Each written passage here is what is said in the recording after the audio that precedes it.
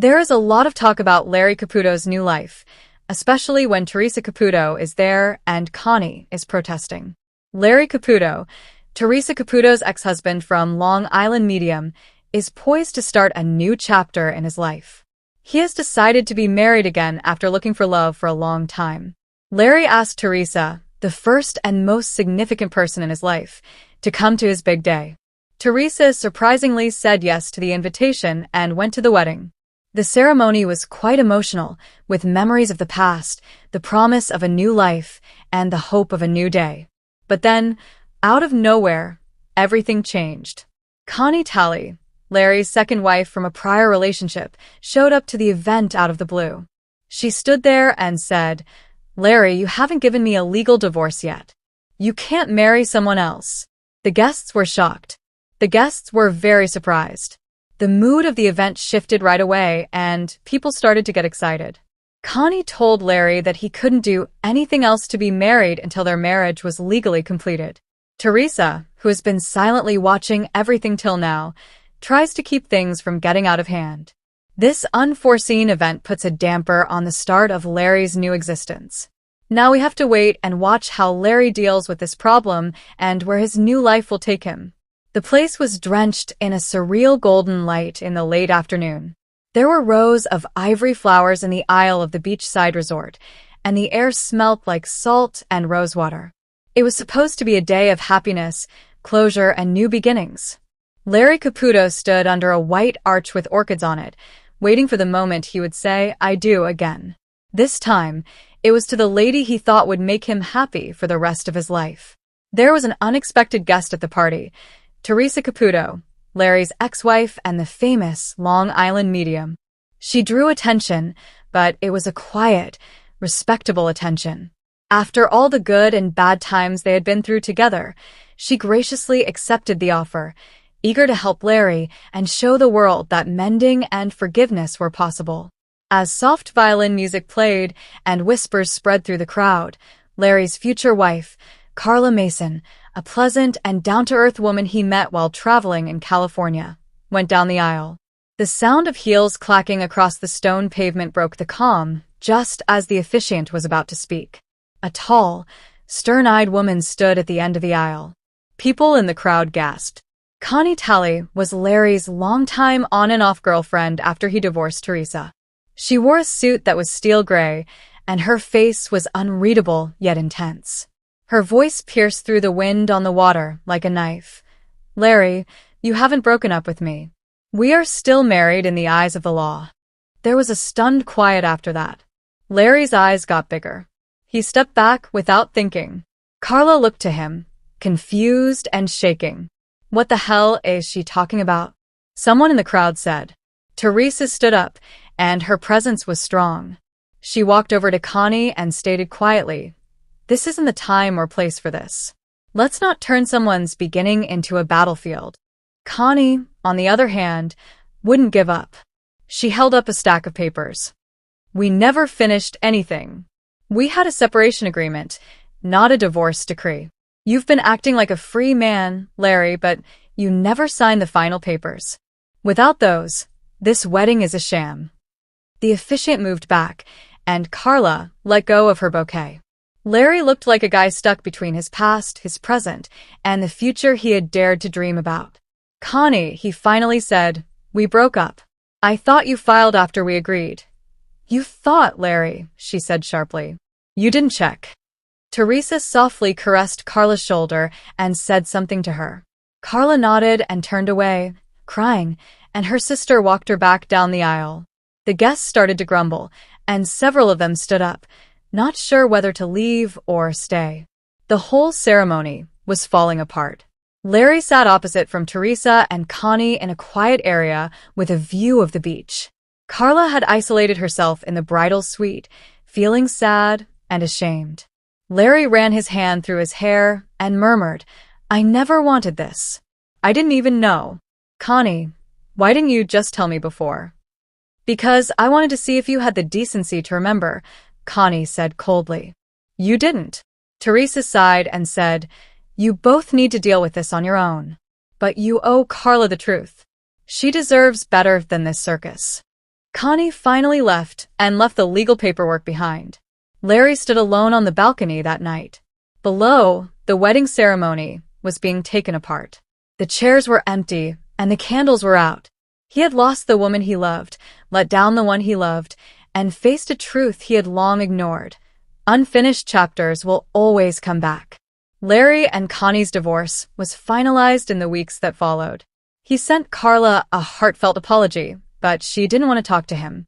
Theresa, who was always understanding, kept her distance, but sent Larry a little card that said, "Every new chapter begins with a clean page. Don't forget to turn it." Larry now lives quietly in Arizona, working with a local charity and thinking hard about how unresolved pasts can jeopardize even the greatest futures. He hasn't given up on love, but he has learned that you have to thoroughly close every old door before you can open a new one. But Jessica, a bride-to-be from New Jersey, was looking forward to a fun, relaxing weekend in the Hamptons with her best friends. They had planned everything: a rented beach house, a private chef, matching pajamas, and even a surprise tarot reader. But at the last minute, something happened that would change their party into something much more powerful, emotional, and memorable. Their tarot reader had to cancel because of a family issue, but in a strange turn of events, or maybe something bigger. The event planner said she had booked none other than Theresa Caputo, the famous Long Island medium. The girls yelled in horror at first. They were all big fans. Jessica even had Theresa's book in her wedding prep bag. They couldn't believe that the Theresa Caputo was going to their little beach house. Theresa came just after sundown, wearing her trademark leopard print shoes and flawlessly teased blonde hair. She was pleasant, quick-witted, and full of enthusiasm. "Are you ladies ready for a little spirit party?" she asked with her famous Long Island accent. Everyone clapped, half nervous and half excited. The bride and her friends sat in a circle in the softly lighted living room. They held wine glasses and listened intently as Theresa began to feel a presence. "Okay, I don't know who this is for," Theresa remarked as she looked around the room. "But a father figure is coming forward. He died suddenly, and I'm feeling something in my chest, maybe my heart. He's showing me a fishing boat. Did someone's dad fish?" Amanda, Jessica's childhood friend, started to cry. "That's my dad. He died of a heart attack 2 years ago. He used to take me fishing every summer." Theresa nodded. "He is laughing and saying that you still can't bait a hook right." The girls startled and then laughed and cried. Amanda covered her face with her hands and cried and laughed at the same time. "He used to make fun of me about that every trip." One by one, more spirits walked through. A grandmother who died before she could meet her granddaughter. A brother who perished in a vehicle accident. Even Jessica's late mother-in-law showed up to bless the wedding and say, "You picked the right dress, sweetheart." The mood changed from party to powerful as each woman talked to loved ones on the other side. No one thought they would cry so much or feel so much better. Theresa held Jessica's hands and looked her in the eyes. "Your grandmother is here," she murmured. "She says she'll walk you down the aisle from the other side. And she says, don't worry about the rain. It's a blessing. Your grandfather will make sure it passes." Jessica cried because she was so upset. Her grandmother had raised her, and she had died just 6 months earlier. The notion of her being there on the wedding day made her feel better than she had in a long time. No one wanted to leave the room at the end of the night. The air was warm, electrifying, and full of love. The bachelorette party had turned into a spiritual reunion that none of them would ever forget. Theresa stood up to depart with a smile. "Thanks for letting me crash your party, ladies," she said as she picked up her bag. "And Jess, your grandma says to tell you that veil doesn't go with that dress." The audience burst into laughter once more, and Jessica nodded. "I knew it." As Theresa walked off into the night, the waves breaking in the distance, the bride and her friends sat together in silence, hearts full, souls comforted. The party might have started with champagne, but it concluded with connection, healing, and the type of magic that only Theresa Caputo could provide. But Angela DeLuca was getting married the next day. The hotel suite was busy with last-minute preparations, but Angela couldn't shake the sadness that was still in her heart. Her father, Frank DeLuca, had died 3 years earlier after a battle with cancer. He had promised to walk her down the aisle one day, but now that promise felt broken, and a piece of her joy was missing from the most important day of her life. Maria, her mother, tried everything to make her feel better: chocolates, jokes, and even the romantic wedding video from her own wedding. But nothing worked. That night, her maid of honor, Lindsay, handed her something she didn't expect: a session with Theresa Caputo, the Long Island medium. Angela's voice shook as she said, "I don't know if I believe in that stuff." "You don't have to," Lindsay said. "Just go in with an open heart." Angela sat hesitantly across from Theresa Caputo the next morning in a quiet room with soft, natural light coming in. Theresa had her distinctive bouffant and a gentle smile that made Angela feel safe right away. Theresa didn't even ask her name before saying, "You have a father figure who died, right? He was very strong-willed, stubborn, and proud, but he was soft when it came to his little girl." Angela nodded slowly, and tears were already welling up in her eyes. "He showed me a white rose," Theresa went on. "Did he ever call you Rosie, or something like that?" Angela gasped. "He called me Angel Rose when we were kids. He was the only one who ever called me that." Theresa grinned. "He's here, sweetheart. He wants you to know he never left your side. He says, 'Tell my Angel Rose I am walking her down the aisle tomorrow,' but not the way she thought." Angela put her hand over her mouth and cried. For the first time in years, the pain in her heart began to fade. "He also wants you to stop worrying about your hair," Theresa remarked with a giggle. "He says it looks great and that your Nana would have said the same." Angela smiled through her tears. "He always made fun of me for worrying about my hair." Theresa's voice got more serious as the session came to a finish. "He says he left you a letter, something he wrote before he died. He's showing me a blue envelope. Look in your mother's keepsake box." Angela ran to her mother's hotel room right after the reading. Maria's eyes got bigger when Angela mentioned the letter. "I forgot all about it," she said quietly. A few moments later, she took a small, dusty blue envelope out of an old jewelry box. Angela opened it with shaking hands. The letter, which was in her father's handwriting, said, "Dear Angel Rose, if you're reading this, it's your wedding day. I may not be there to hold your arm, but I'll be there to hold your heart. I promised you once that I'd walk you down the aisle, and I will. I'll be right next to you, whispering how proud I am of you every step of the way. Marry with joy, laugh without fear, and dance like we did when you were little, standing on my shoes. Always your daddy." The next day, Angela stood at the top of the aisle in her ivory gown. She felt a warm feeling all about her. The room was quiet except for the soft sound of a violin, but she could hear her father's footsteps next to her. Theresa sat silently in the back row and wiped a tear from her cheek. Her job, as usual, was to remind people that love doesn't end with death. It just changes shape. This is especially true of the love between a parent and a child.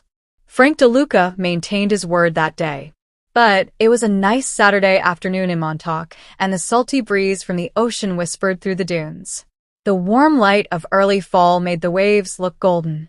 A young woman named Natalie stood alone among the guests at the quiet beachside inn, nervously twisting the edge of her jumper. She wasn't on vacation. She was there for a reading with Theresa Caputo, something her heart wanted but her mind doubted. Natalie had been in mourning for 2 long years. Her mother Laura died suddenly from a heart attack, leaving behind 1,000 unfinished conversations and a daughter who couldn't let go. Natalie replayed their last moments every day, wishing she had said more, done more, and loved harder. The candles in the cozy reading room flickered softly, and the air was charged, not heavy, but full of excitement. Theresa Caputo, dressed in her typical black and with her long blonde hair properly styled, greeted Natalie with warmth and kindness. Theresa remarked softly, "You've been holding on to a lot. There's a woman here, a mother figure. She passed away quickly. She's saying she didn't feel pain and wants you to stop blaming yourself." Natalie's breath hitched, and her eyes filled with tears right once. "My mom," she muttered. "That sounds like my mom." Theresa shut her eyes. "She keeps showing me a necklace." Did you take something of hers and wear it every day? Natalie touched the gold locket around her neck. It's hers, she murmured, her voice shaking. It has our picture inside. Theresa went on. She says you found her letter, the one in the box of Christmas decorations. Natalie gasped. I found it last December. I thought it was something she wrote, but never sent. She meant every word, Theresa said with a smile. She was just waiting for the right time to tell you. She sees you every day and is proud of you for going back to school, even though you thought she wouldn't be. Natalie started to cry softly. I didn't even get to say goodbye. She swears you did. That night, when you stood by the window and talked to her after she died, she heard all you said. Natalie broke down, shivering as her sadness spilt out of her. But in the middle of the weeping, there was something else, a feeling of serenity and presence. Theresa gave her a tissue. She doesn't want you to stay stuck in the past. She says your future is still being written, and she'll be there for you every step of the way. Even on your wedding day, and when your baby is born. Natalie nodded, feeling both overwhelmed and soothed. She muttered thank you not just to Theresa, but also to the spirit of her mother that she still kept in her heart. Outside, the wind kicked up a little and made the trees around shake. But within that small chamber, something had changed. A broken heart was starting to heal, guided by whispers from beyond and the voice of a mother's love that would never end. But it was a rainy afternoon in Huntington, Long Island. The sound of soft thunder rolling across the sky mixed with the smell of fresh brewed coffee. Theresa Caputo sat quietly in a corner of a cozy spiritual boutique called Soul's Whisper, sipping her coffee and waiting for her next appointment. The air felt strange today. It had a strange charge. Spirits were stirring. Claire Matthews, a 34-year-old schoolteacher from Connecticut, drove 2.5 hours to see Theresa. She didn't know exactly why, but something inside her had been telling her to go for weeks. Go. She has something for you. Claire wasn't someone who followed mediums or believed easily. Claire walked into the room with her arms securely crossed over her chest, which was a clear sign of defense. Hey, sweetheart, Theresa responded with a smile. Are you nervous? A little, Claire said, attempting a little smile. I guess I'm just curious. Theresa nodded and shut her eyes for a while. Then she started to move her hands in a way that was famous for her. She cocked her head, took a short breath, and then stared right at Claire. There is a man here, Theresa remarked. He is tall, strong, and has a quiet energy. He is showing me a gold locket. Did you lose someone who gave you a locket? Claire's eyes got big, and her shield broke. My fiancé, Aaron. He died 3 years ago in a motorbike accident. A week before it happened, he gave me a gold necklace. Theresa's voice got softer. He says you haven't worn it in a while. He's not mad, but he wants you to know he's still around, especially when you listen to music in your car and the songs feel too perfect. Claire nodded, and tears started to flow. It happens all the time. I thought it was just in my head. Theresa smiled softly. Sweetheart, that's love from beyond. He says he rides with you every day. He saw you cry alone on the bench when you went to the place where he proposed. He wants you to know that he heard every word. Claire gasped. I told him I couldn't move on because I still felt married to his soul. Theresa nodded. And he says you always will be. But that's okay with him. He just wants you to be happy. He pointed to a man with compassionate eyes and asked, Is that someone you've been pushing away? Claire's jaw fell. Matt? He's a coworker. He's been trying to ask me out for months. Your fiancé says it's okay to say yes, Theresa said softly. He knows Matt will never take his place, but he might help you heal. Claire sat quietly for a long time. The rain outside slowed to a gentle drizzle, as if the world had stopped so her heart could catch up. Theresa leaned down and spoke softly. He's blowing you a kiss. He wants to thank you for holding his mother's hand at the hospital. You made his death peaceful. Claire sobbed down. I didn't know if he could hear me then. Theresa's eyes lit up. He did, and he never left. Claire took the locket out of her pocketbook and put it around her neck for the first time in 2 years. The radio crackled and came to life, playing Unchained Melody, their favorite song. Claire smiled through her tears. Behind the reed, beyond the veil, love was still alive. And now she knew it would always be. Hello, lovely viewers. Welcome to my channel. I'm Mina, and I hope you're having a great day. If you like the video, please remember to subscribe.